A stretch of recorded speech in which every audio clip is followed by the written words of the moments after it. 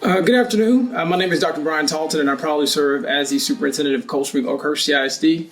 This afternoon, I'm joined by some of the students at the high school for a brief discussion about some hot pressing topics that will be coming up this semester. So I'll start with introductions, and I'll start over to my left here. Eddy Brown, I'm a senior. I'm Alexis Chandler, I'm a senior this year. I'm Allison, and I'm a senior this year. I'm Luke Butler, and I'm a sophomore. Okay. And I think Luke will have the first question for the afternoon. Yes. What is your top goal as the superintendent?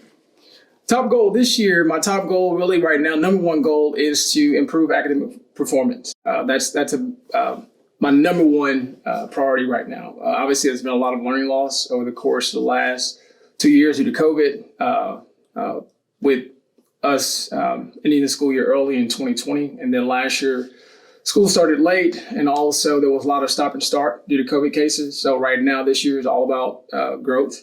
And basically what the state has done this year is with the accountability system, they'll be looking at growth. They'll be looking at how students performed last year in certain content areas. Obviously right now with that being math and reading are the only two content areas that are assessed every year. So what the state is going to do is look at, let's say, for example, a student in fourth grade. They'll look at a student in fourth grade where they performed in math last year in fourth grade versus now a student in fifth grade. So that's what they'll draw a comparison on, just to make sure the students are making adequate growth. Oh, what is your day, like average day in life? Average day, I mean, lots of meetings. So I spend a lot of day in meetings. I try to get out on campuses as much as possible, visiting with students, going in classrooms. You all, I'm sure, have seen me here several times. So a lot of it is meetings, lots of meetings from planning. Obviously, you spend a lot of time planning at this time of year for STAAR testing season and budgeting and all those different things for the upcoming school year. So a lot of it is planning, but a lot of meetings. So, you know. Okay, what would you say the best part of your day is? The best part of my day, I will say, is visiting classrooms and being on campus. So that's always something that I try to get out of the office as much as I can. Sometimes, some days I don't get the chance to like I would like. So whenever I can get out in the classes, getting in classrooms and visiting with students and teachers, that makes for a great day. So, What's the hardest part of your job? Hardest part? Oh man, what's the hardest part? Probably meetings. You know, I have a calendar, and so I use that calendar, but sometimes my day could be inundated with one meeting after another. So I think that would probably be the hardest because it goes from one meeting to the next meeting to the next meeting. So the whole day can be filled with meetings pretty much all day. At this time, right now, since we're getting ready for STAAR season, I wanted to kind of give all the students an opportunity to kind of share their thoughts on STAAR testing. So we'll start over here with Luke. Well, kind of feels like STAAR is like unnecessary, I mean, we go through this whole school year just to, get to finals and all this stuff. And then right before it's all over, they're like, well, here's a fat test that you sit in a classroom and take it for 4 hours. And it's just kind of draining, Yeah. It's exhausting. Feels like it's a lot of work.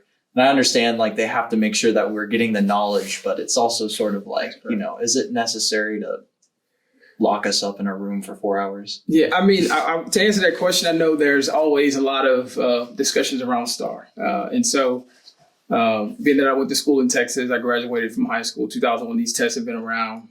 These state mandated tests have been around for a long time, just changed the name. When I was in, I want to say elementary school, it was TOS, and then it changed to middle school and high school was also TOS. And then when I became an educator, it was TAX.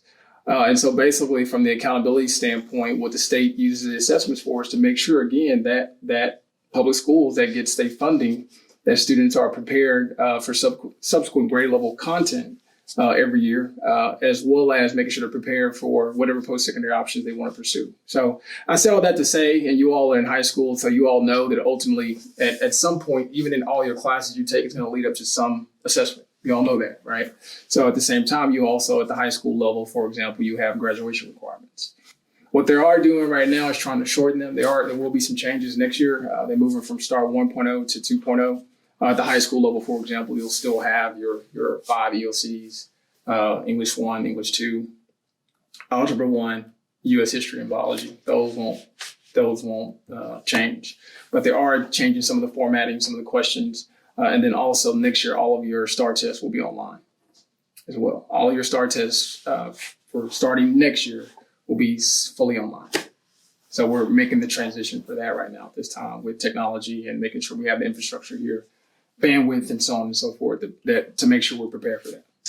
I mean, well, so me personally, I've never really had like a big problem with the STAAR test. Obviously, I didn't really like taking them, but like I've never really had a problem with them.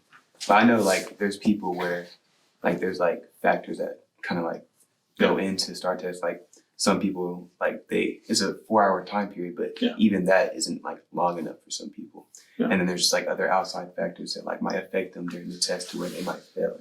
Yeah, and I think what they've tried to do the last couple of years is they're trying to shorten them. I think the longest ones you have right now, I think that are 5 hours, English 1 and English 2, just because you have a writing portion on it, right? But they're trying to actually shorten them to make them where they could be done within roughly 3.5 hours. That's what they're trying to do right now. And so that's something I think that has been a widespread, longstanding complaint from students that have to take it. And from the teacher standpoint, it can be exhausting. And they've been trying to rectify that by trying to make them students to be able to complete those within 3.5 hours, with the exception of English 1 and 2, just because you do have to actual write a composition piece that's tied into there. So, but that's something they are working towards. So as a Texas educator, and you've taken it yourself, right? All these tests, and then as a teacher and a superintendent and principal and all this stuff, what would you recommend to help take the STAAR test? Like, what would you suggest would make our test taking experience better? Man, that's a tough one. As far as the experience, I mean, we've put some information out, and we will, just to make sure. I mean, just some of that, the basic things like, eating a healthy breakfast. Like on test day, don't drink a Dr Pepper. Don't eat 6 donuts. You want something that's going to be nutritious. That way you can stay awake, because obviously if you have items that have too much sugar, you'll kind of crash out. Get a good night's rest. Some of the basic essential things, get in a good night's rest, dressing in layers. That way you can adjust to the temperature in the room. But as far as studying, that's why we do it. Like a few weeks ago, we did STAAR benchmarks, right? So that way you all can even familiarize yourselves more with what actually is going to be on the test when you take it in April and May. That's why we do those, because it allows us to intervene. That way, if there's students that have gaps and deficits, we can intervene and target just those areas to address those learning gaps. And so basically, in essence, to answer your question, you have the instruction that you're getting over the course of the school year, right, from your teacher. You also have a benchmark that gives you a true measure of what that test is going to look like. It's basically essentially the exact same test you'll take. It's just a released version of it. And then some of the basic things, like I said, getting a good night's rest, eating a healthy breakfast, dressing in layers, being in school on time on test day. That way you can have a smooth testing day. So those are just some of the basic things. Yeah. So now we're going to talk a little bit about high school elective courses. So we'll start over here with Luke. Any questions about electives? Well, I think we have, a pretty solid elective program, considering that we're a small school, and definitely the CTE building was super awesome as well. Gave us a lot of opportunities. I would like to see the business part of it expanded. Okay. Last year we had Money Matters, and we had a whole accounting branch that we could go on and was going to be pretty cool. But sadly, the previous teacher moved away, and I would like to see that, be brought back. Okay.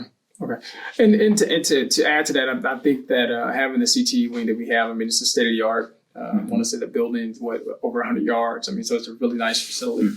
And I know that was brought to my attention as well, as far as the accounting and business courses. And I'm hoping that's something that we can bring back. I know we do have students that obviously want to go into business, and we do want to continue to expand the program. So, and a lot of it really rests on obviously some of the instructors that we have, but then also student interest, also looking to see what students are interested in as well. So, elective questions? I've liked the elective courses that they've brought in, and the teachers are also really great too. I like the culture that they've brought in, and I know me and Ryan, we've had a lot of fun in the culinary. Yes, yeah. And I know a couple of things that I know we're doing, and right now we've Mr. Ivan has been doing a great job of really trying to expand the program with a actually an RN program as well that he's trying to bring in, a registered nurse program, and then also an HVAC program, people that want to go and work on HVACs. Those are some of the things that we're looking at. Also, I know it's been discussed about having a computer science course. That's what that large room at the end of the hallway is kind of designed for, to be able to have an actual computer science course down there. So those will be some things we'll continue to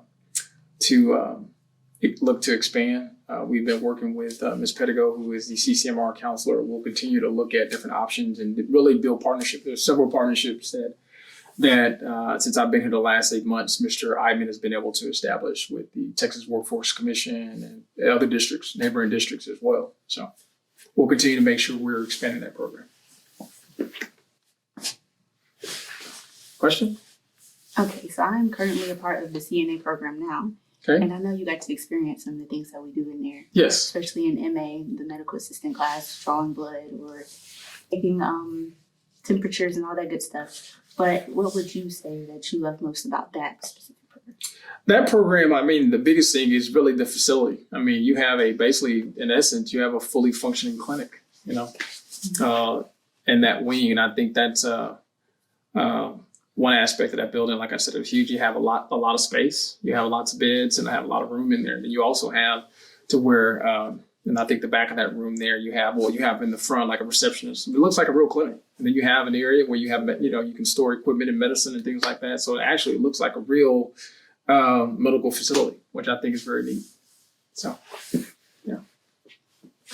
The next topic we'll talk about is a spring break. Obviously, our spring break is in April. It'll start on the cusp of right there, Good Friday, and then spring break will actually be the following week. So anybody want to share any plans that they have for spring break this year? I'm planning on going to San Antonio to visit my family because, it's been a while. And yeah, that's basically it. Gotcha. Okay. Awesome. I'll just be working. Working. Okay. Yeah.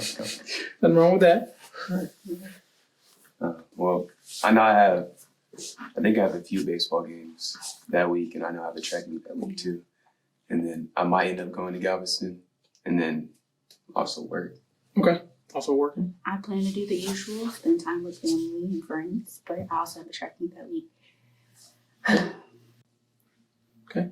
Just a couple of things I wanted to highlight real quick. And I don't know if I highlighted them in the last segment, but we do have STAAR testing that'll come up. STAAR testing at the high school starts first, being that English 1 is going to be on Tuesday, April the 5th. And Thursday, April the 7th will be English 2. When we get back from spring break, we'll have roughly 6 days, and then we'll really kick things into high gear with STAAR test administration season being the first 3 weeks of May. And then we'll have pretty much, for you all here, you'll have final exam week and then graduation that following week. So roughly when we get back from spring break, it'll be 6 days, 6 instructional days, and then we'll start STAAR testing. And we'll STAAR test district-wide from the first week in May all the way through for 3 weeks straight up until the last week of May. So, yeah. What do you plan to do for your spring break? Spring break, I don't know yet. I'm actually teaching a class right now. I teach graduate courses at Houston Baptist University. I've been doing that for about 4 years. So I'll kind of hang out a little bit. I don't know if I'm going to travel or not yet. I haven't decided yet. But right now, I'll spend time with family. And then I have a class that I'm teaching. It's pretty much online, so I'll do that. So relax a little bit.